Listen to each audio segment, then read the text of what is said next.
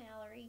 Tonight I would like to share with you my rough draft version of my traditional story, Crossing Chitto, a Choctaw Indian tale.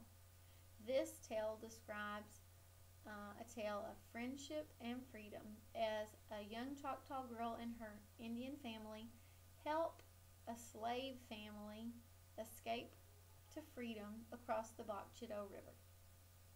I will be using your feedback as I record my final version later this week with a class of 4th graders. Crossing Chitto by Tim Tingle. Many years ago, before the war between the states, even before the Trail of Tears, slavery still existed. And in this time, in Mississippi, along the banks of the Chitto River, there lived many different groups of people. On one side of the Chitto River lived the Choctaw Indians and their families, and on the other side of the river lived the plantation owners and the slaves. The river served as a boundary, and the law of the land stated that if a slave could make it across the Chitto River to the Choctaw side, they would be free forever. Their owner could not go get them or force them to come back, that making it across the river would grant them their freedom. Well, a young Choctaw girl, Martha Tom, was asked by her mom to go and gather some blackberries. She had been being a little on the lazy side, and her mom was preparing for a wedding ceremony. She had some cooking to do, so she got Martha up and told her to please go find some blackberries. Martha searched the Choctaw side over and couldn't find any blackberries. So Martha decided that she would do something that she had been told never to do. Martha Tom decided to go crossing Chitto. You see, the Choctaws had an easy way to cross Chitto that only they knew about, for they had built, just below the surface of the muddy water, a stone path. A path that would allow you to cross Chitto with ease, and Martha Tom knew the path was there. When the waters had flooded, the Choctaw had added stones to raise the path, and when the waters had dried, they removed stones, so that it was always a stone path just beneath the muddy surface. Well, Martha Tom went crossing Chitto. She found all the blackberries she needed. She gathered blackberries and knew that she needed to get home in time for her mom to do the cooking. So Martha Tom did what any Native American girl would do. She looked up towards the sky for the sun to guide her the direction back to the Chitto. But it was a cloudy day. There wasn't any sun, so Martha Tom became lost. She didn't know how to get back to the Chitto River without the sun leading her. She became scared. She wondered if she would make it back on time, and about the time she was about to give up, she started hearing a voice calling out. "We are bound for the promised land," the voice called. She looked, but she didn't see much of anything. She was hiding behind a bush, and in a clearing she noticed that there were some chopped up logs that were laying on the ground, sort of like benches. Just before her eyes, she saw a tall, skinny black man. He was saying out loud, "We are bound for the promised land." And in the distance, she could hear voices like whispers repeating after him, "We are bound for the promised land." And as the voices got closer, they became louder. "We are bound for the promised land." And soon the clearing was filled with slave women and children and men, all reciting in unison, "We are bound for the promised land." Martha Tom had stumbled upon the forbidden slave church as she was roaming through the slave side of the riverbank. And about the time her ears were growing to enjoy the sound of their voices, she felt something else on her shoulder. She looked down and saw the biggest hand she had ever seen. And she looked up and saw the biggest man she had ever seen. He was so big she thought the buttons might pop off his shirt. He looked down at Martha Tom and said, "You're from Choctaw, across the river?" and she nodded her head, and he said, "What's your name, little girl?" "Martha Tom," she said. "You lost?" "Yes," she said. "I'll get little Mo to show you the way back." And he hollered for little Mo. Well, a little while later, little Mo showed up. Little Mo was the man's son, and he told little Mo to take Martha Tom back to the river's edge so she could make it back across Bok Chitto. But little Mo argued with his dad. "Daddy, I can't go down to the river bank. If the plantation owners see me playing there, our whole family will get in trouble. Children are forbid to play at the river edge." His dad then looked down at him, touched him on the shoulder, and told him in a very gentle manner, "Little Mo, don't you know? There's a way we can travel where the plantation owners don't even notice us." He said all you have to do is walk, not too fast, not too slow, eyes to the ground, and away you go. Well, little Mo thought this might be a fun game to play. So he grabbed Martha Tom by the arm, and they took off toward the river's edge. And as they were walking past a plantation house, where there were plantation owners sitting on the porch sipping their tea and having their afternoon discussions, they walked, not too fast, not too slow, eyes to the ground, and away they go. And they weren't even noticed. It was like they were invisible.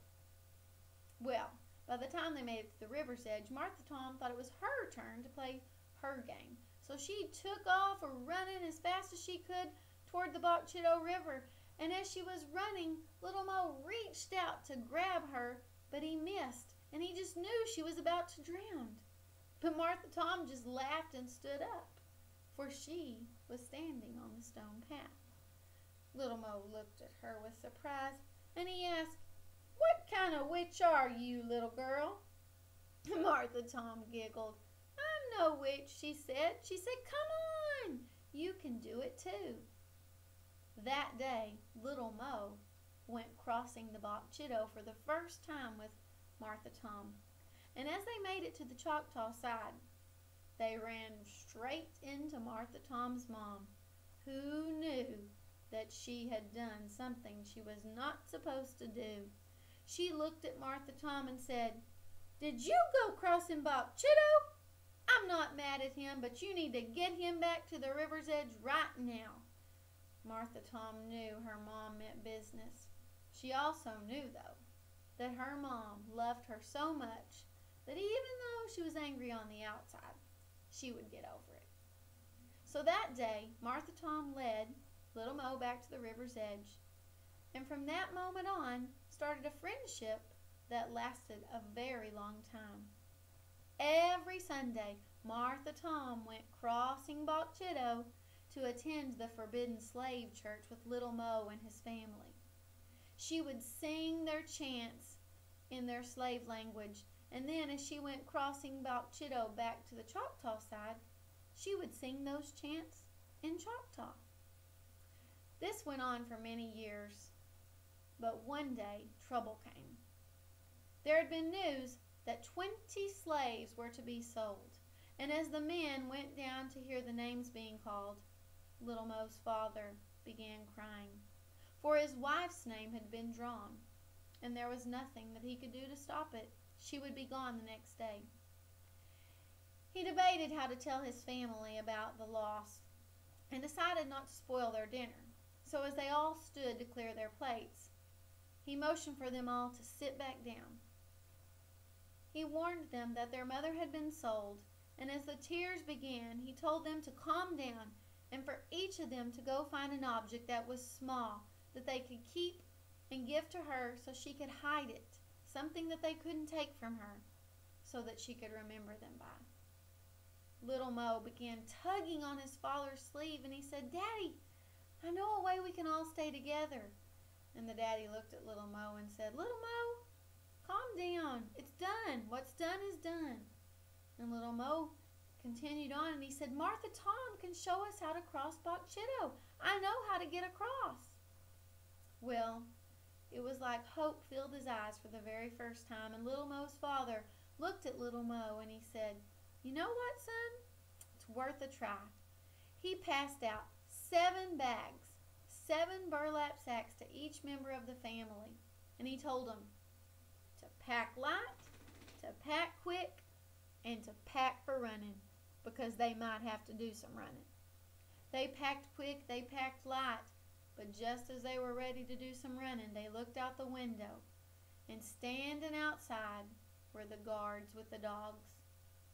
Little Mo's father knew they would be out tonight for fear of a crossing, and now he didn't know what they should do. He thought to himself that they could go out the back door where it was dark and maybe it would be safer. But then he looked at his family.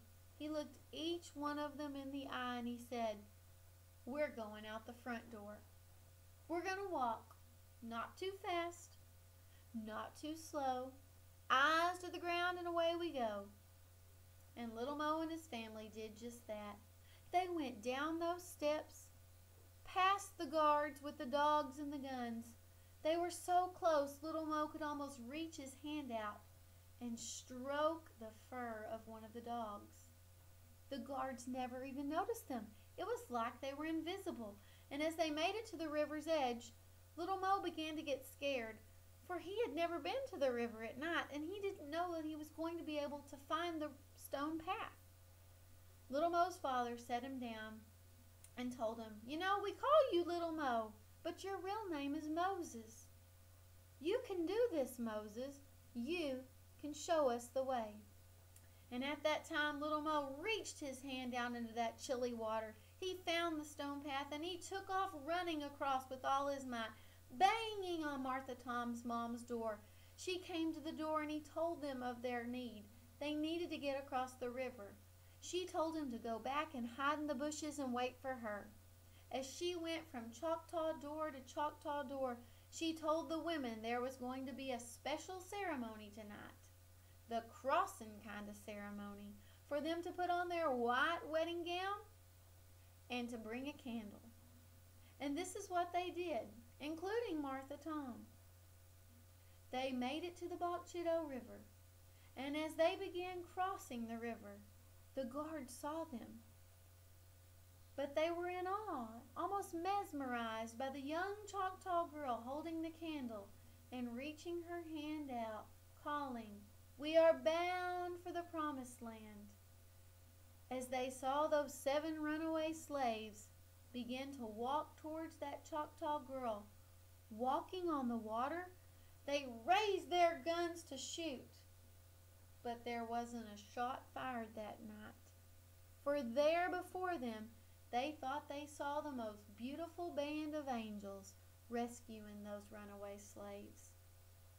As soon as they made it to the Choctaw side, they blew out their candles and they fled in darkness, for the family had made it to safety altogether. This story is still told by many Choctaw enslaved descendants today. They talk of Martha Tom's bravery, of Little Mo's courage, but the white people tell the story best when they describe it as a night when their descendants saw 7 runaway slaves escape with spirits of the Choctaw leading them across Chitto. I hope you enjoyed my story, and I look forward to hearing your feedback. I have a surprise for you tomorrow in my final recording. I've actually built a river for my students in my library out of some butcher paper, and when I tried it today with my first graders, they all really enjoyed it. So I'm looking forward to trying it with an older group who I think will have some better background knowledge of this type of culture, and I will share it with you as soon as I'm finished. Thank you.